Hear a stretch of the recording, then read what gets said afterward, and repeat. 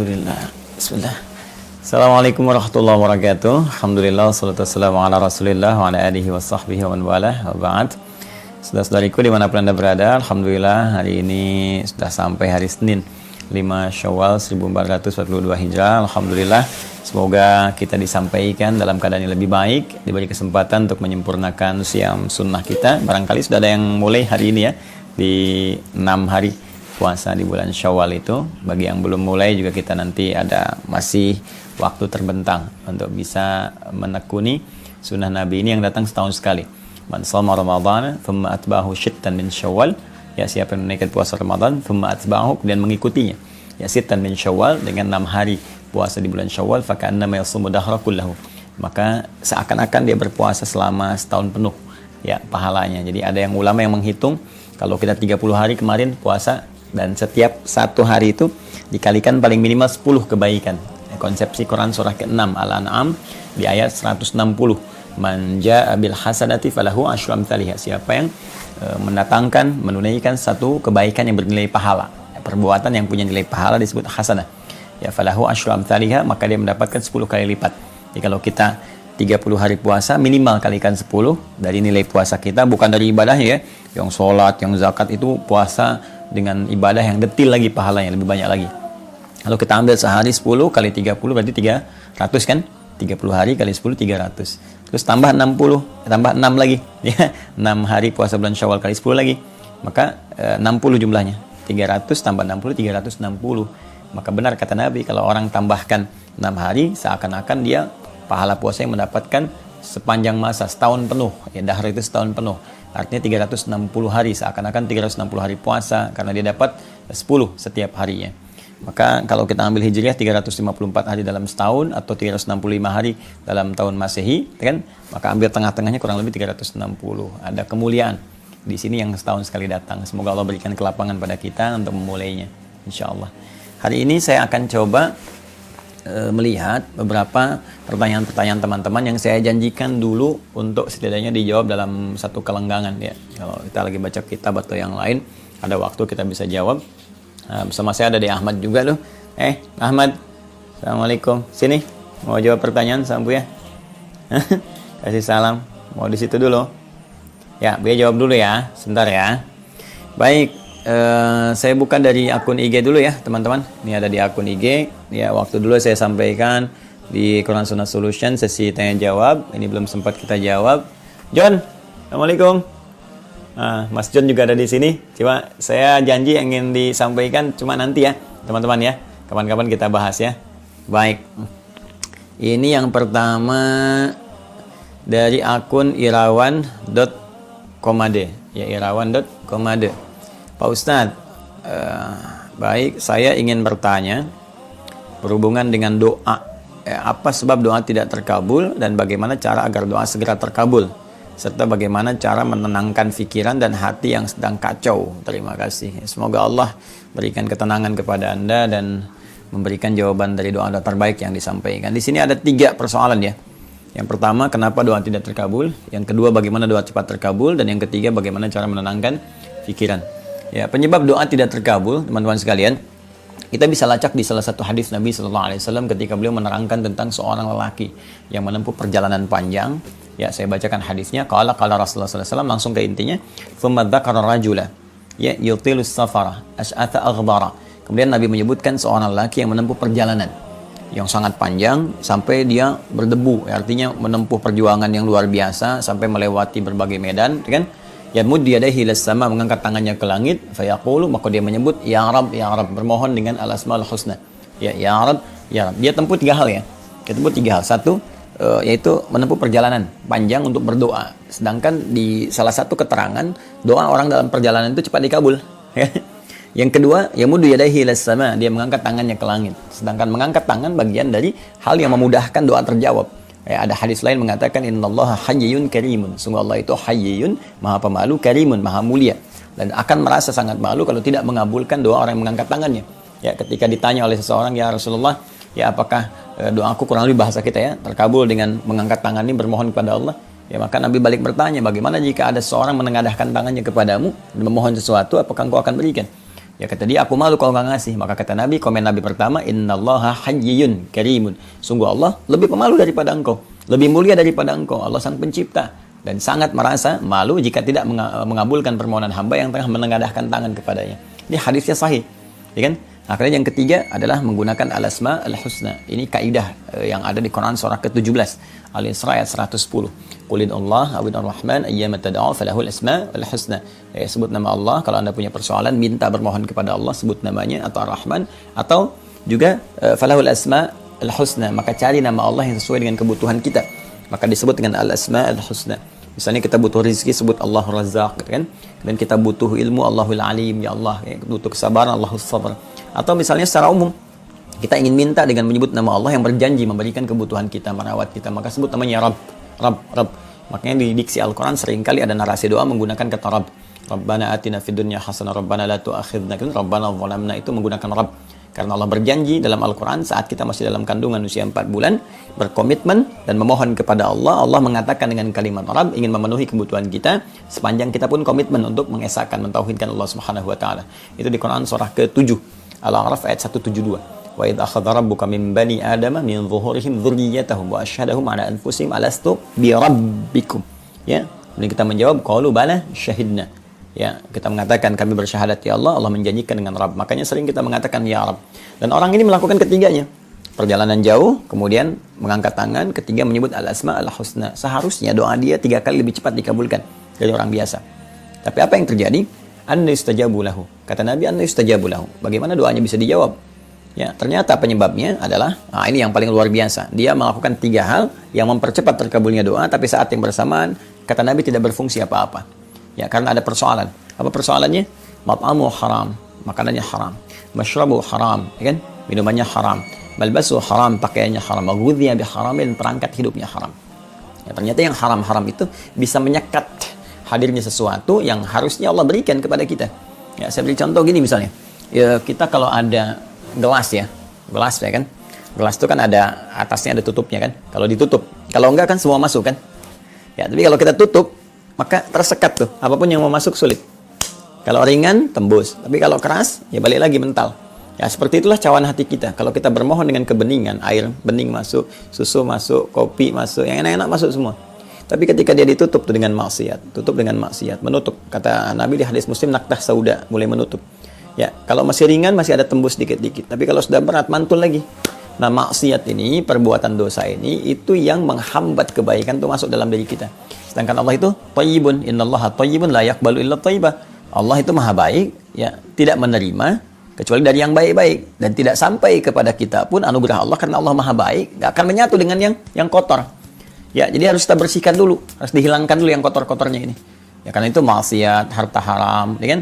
Makanan haram dan sebagainya itu tidak sangat sulit untuk mendatangkan jawaban dari doa, termasuk juga hidayah. Hidayah itu Allah berikan, cuman mental kadang-kadang. Ini yang menyebabkan telinga dengar adzan nggak peka. Lihat orang sholat nggak ada getaran, ya kan? Yang tembus ke dalam jiwanya. Disampaikan ceramah kebaikan malah anti, ya, malah menyoal atau kadang-kadang mencela dan sebagainya. Nah, ini menunjukkan ada sesuatu yang salah dalam perilaku hidupnya. Maka apa yang harus dilakukan supaya doanya kemudian cepat terjawab? Yang pertama dia tobat dulu. Ya, tobat dulu. Tobat kembali pada jalan yang benar. Tinggalkan yang haramnya. Tinggalkan yang haramnya, tinggalkan perbuatan buruknya. Haram itu bisa karena perilaku anggota tubuh, misal mata menatap yang salah, telinga dengar maksiat, lisan bicara pada yang kotor, atau masuk lewat perut, ya, dari mulut lewat ke perut. Ya, dari makanan haram tadi, ya, minuman haram, perangkat hidup haram itu tinggalkan. Ya, begitu kita tinggalkan, Allah pertama berikan ketenangan dalam jiwa kita. Nah, ketenangan ini begitu ada, hadir dalam jiwa kita, nanti baru kita bermohon, Allah kabulkan. Ya, kadang-kadang kita diminta untuk beribadah dulu, untuk menutup dosa-dosa kita sebelumnya. Seakan ingin mengatakan gampang, doa dikabulkan itu gampang. Tapi, kalaupun dikabul, sementara kamu masih banyak dosa, bagaimana menutupnya? Maka kita kadang-kadang dipacu untuk meningkatkan ibadah. Ya, orang tuh berhijrah kan, nggak langsung doa dikabul. Tiba kemudian, malah yang terjadi 2 hal. Ya, satu dilatih untuk ibadah dulu, rajin dulu tahajudnya, rajin puasanya dulu. Terus tiba-tiba ada yang hilang. Ke masjid mau tobat, pulang hilang sendal. Ya, boleh jadi ya di sendal itu mungkin ada sebagian dulu yang kotor, bukan di sendalnya, mungkin di harta yang lainnya. Ya, karena kamu sekarang sudah baik, yang haramnya Allah tinggalkan. Nah, persepsinya bisa jadi begitu. Ya, supaya diganti nanti dengan yang lebih baik lagi dari harta yang lebih baik. Kalau kita sudah menyadari konsepsi ini dan kita akan tenang ya dalam menyikapi ini semua, sudah mulai meningkat ibadah, ada halawatul iman, enak rasanya meningkat ibadah, sudah baik, ini tandanya tobat diterima. Jadi yang jelek-jelek tadi ditinggalkan, maksiat sudah nggak mau dilakukan lagi dari mata sampai dengan ujung kaki, ujung kepala sampai ujung kaki, kita tinggalkan. Nikmat ibadah ini tanda kemudian taubat diterima. Kalau sudah begitu, maka lakukan beberapa cara yang langsung diisyaratkan dalam Al-Quran untuk mempercepat terkabulnya doa. Seperti Quran surah kedua, Al-Baqarah, saat Ramadan kemarin saya sampaikan. Ayat 186 kan, wa idza sa'alaka 'ibadi 'anni fa inni qarib ujibu da'watad da'i idza da'an falyastajibu li wal yu'minu bi la'allahum yarshudun. Muhammad SAW, jika ada hambaku bertanya padamu mencari-cari aku. Ya, hamba di sini ada dua kemungkinan. Bisa hamba yang dimaksudkan hamba yang saleh, seperti Allah firmankan di surah Al-Furqan itu, wa ibadur rahmanil ladzina yamshuna 'alal ardi hauna, itu hamba yang saleh. Wajar dia mencari Allah mendekat untuk meningkatkan ibadah, ada. Yang kedua hamba yang salah, yang di surah Az-Zumar itu, surah 39 di ayat 53. Ya wa qul ya ibadiyalladzina asrafu ala anfusihim la taqnatu min rahmatillah. Katakan Muhammad SAW pada hamba-hambaku yang banyak berbuat salah dalam hidupnya, dia jangan putus asa dari rahmatku. Sepanjang dia mau kembali kepadaku, aku terima dia. Innallaha la yaghfiru dzunuba jami'a. Ya innallaha yaghfiru dzunuba jami'a. Allah akan ampuni dosa-dosanya. Sungguh Allah akan mengampuni seluruh dosa dia sepanjang dia mau bertobat kepada Allah. Ya, maka apa yang harus dilakukan? Dua hamba ini ketika mencari Allah, yang satu meningkatkan amal saleh, yang kedua tobat dari salah. Ya, begitu dia bertobat, selesai itu tadi, maka apa yang harus dia kerjakan? Kata Allah langsung dijawab sebelum bertanya. Uji budang watad da'i. Pasti mau minta, pasti mau doa. Yang soleh minta surga, kan? Yang salah minta penerimaan tobat, minta rahmat, minta kebaikan, minta rezeki, minta macam-macam. Kata Allah, uji budang watad da'i idza da'an. Aku pasti akan jawab semua doa-doa hambaku, baik sekarang, nanti, ataupun saat dia kembali kepadaku. Kalau belum, itu layak untuk dia dapatkan di dunia, Allah akan berikan di akhirat. Allah mengabulkan apa yang dibutuhkan, bukan apa yang diinginkan. Kadang bukan kebutuhan kita sekarang, kadang nanti apa yang kita harapkan itu Allah berikan sesuai dengan aspek yang bisa meraih kemaslahatan untuk kehidupan kita. Maka kalau ingin cepat dikabulkan, ya falyastajibu li, maka cepat respon seruanku, kata Allah. Ya, kita menuntut hak dari Allah, tapi hak Allah nggak kita selesaikan. Maka kalau kita pengen cepat dikabulkan, cepat pula respon surat Allah. Secepat kita merespon, secepat itu pula Allah memberikan jawaban kepada kita. Karena itu Allah uji dalam sehari, ya, diseru kita oleh Allah lewat suara muadzin, sholat misalnya. Ya, coba direspon nggak? Nah, sekarang biasakan.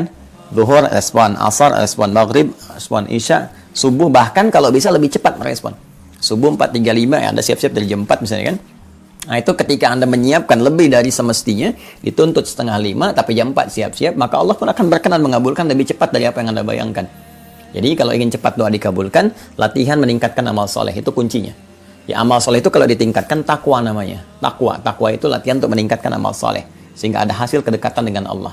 Makanya turunan takwa itu amal soleh. Dzalikal kitabul raiba fihi hudal lil muttaqin. Siapa muttaqin? Orang takwa. Alladzina yu'minuna bil ghaib wa yuqimunas shalah, latihan salat. Wa mimma razaqnahum yunfiqun, latihan infak. Walladzina yu'minuna bima unzila ilaik, latihan interaksi dengan Al-Qur'an. Nanti kalau takwanya meningkat, termasuk saat puasa kemarin, kan ujungnya takwa. Ya ayyuhalladzina amanu kutiba alaikumus shiyam kama kutiba alal ladzina min qablikum la'allakum tattaqun. Takwa kan? Nah, kalau takwa sudah meningkat, apa yang terjadi? Nah, konsepnya di Quran surah 65. Ya, di akhir ayat kedua sampai ketiga. Wa may yattaqillaha yaj'al lahu makhraja wa yarzuqhu min haitsu la yahtasib. Siapa yang bisa meningkatkan takwanya, Allah berikan jalan keluar, solusi dari setiap persoalan yang dihadapi. Bahkan terkait rezeki didatangkan dari sisi yang tidak dia duga. Sampai nanti kalau masuk ke ayat keempat selanjutnya, wa may yattaqillaha yaj'al lahu min amri yusra. Kalau dia bisa meningkatkan lagi, maka semua sisa aktivitasnya dimudahkan oleh Allah. Mudah. Ya, wal yu'minu bi. Tapi harus yakin, kembali ke Al-Baqarah 186. Harus lakukan dengan iman. Jadi ada orang bekerja kebaikan tidak dengan iman, ada yang dengan iman. Yang dengan iman itu lakukan karena Allah. Semua niat lillah, karena Allah perintahkan. Jangan cuma mengejar target dunia. Ya, saya bangun relasi baik pada dia supaya punya akses ke sini, punya kedudukan bisa terangkat. Motifnya hanya cari perhatian manusia gitu kan. Nah, kalau itu ya nggak ada bedanya dengan yang nggak beriman. Banyak yang belum beriman pun, yang belum beriman banyak begitu. Ya, istilah manusia cari muka kan, walaupun mukanya udah kelihatan. Ya, cari perhatian dan sebagainya. Lakukan karena Allah. Itu ihsan namanya. Di hadis Muslim, nomor hadis ke-8, "Anta'budallaha ka'annaka tarahu fa illam takun tarahu fa innahu yarak." Ya, maka kembali ke Quran surah ke-2 ayat 186, la'allahum yarshudun. Nanti kalau mereka sudah menyadari itu semua, sudah merasakan kenikmatan, mereka akan mendapatkan kenyamanan dan petunjuk dari Allah. Baru bisa membedakan, oh ini nikmatnya ibadah. Ini banyak doa dikabulkan. Jadi satu taubat dulu, yang kedua tingkatkan amal saleh, terus lakukan dengan yakin iman kepada Allah, dan lihat nanti perubahan apa yang terjadi. Ya. Dan yang terakhir, bagaimana menenangkan pikiran dan hati yang sedang kacau. Baik, saya ambil ke sisinya dulu ya, ke sisi ketenangannya dulu. Quran surah 13 ayat 28. Nggak ada cara lain menenangkan jiwa kecuali dengan zikir. Ala bidzikrillahi tatma'innul qulub. Kata Allah, ketahuilah, yakinkan pada dirimu dengan meningkatkan zikir kepada Allah, itu akan berdampak pada ketenangan hati. Zikir itu segala aktivitas yang mengingatkan kita dengan Allah. Ya, karena itu doa itu disebut zikir. Quran surah ke-7 ayat 205. Wadhkur rabbaka fi nafsika tadarruan wa khifatan wa dunal jahri minal qaul. Ayo kamu berdoa kalau punya masalah, sebut nama Allah. Tapi segenap jiwamu, dengan cuma di lisan, segenap jiwamu dengan khusyuk, dengan penuh harap. Makanya saat berdoa kita cenderung tenang, walaupun solusi belum datang pada saat itu, tapi ketenangan ada. Karena tertumpahkan apa yang dirasakan, ya keluar dari keadaan jiwa kita. Maka tapi minta sepenuh jiwa supaya merasa lebih nyaman. Ya, kemudian baca Quran itu zikir. Quran surah 15 ayat 9. Inna nahnu nazzalna dzikra wa inna lahu lahafidhan. Kami telah turunkan Al-Quran sebagai zikir. Jadi kalau sedang tidak tenang, ya alih-alih melakukan hal yang tidak positif, lagi bikin status yang nggak jelas, lebih baik wudu, buka mushaf, ada kiblat, itu ada ketenangan.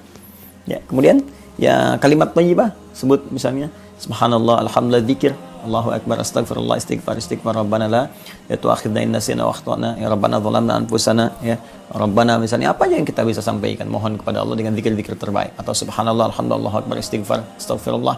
Itu termasuk zikir. Quran surah keempat ayat 103. Fa idza qadaytumus salata fadhkurullah.